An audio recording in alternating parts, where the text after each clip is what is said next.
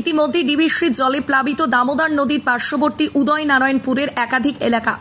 বেশ কয়েকদিনের প্রবল বর্ষণের কারণে ও ডিভিসি ছাড়া জলে গতকালই আপনাদের দেখিয়েছিলাম দামোদর নদীর ওপর দিয়ে বিপদ সীমার মধ্য দিয়ে জল প্রবাহিত হচ্ছিল এবং গতকাল গভীর রাত থেকেই প্রায় রাত 3টে থেকে দামোদর নদীর বাঁধ ছাপিয়ে গ্রামে ঢুকতে শুরু করেছে।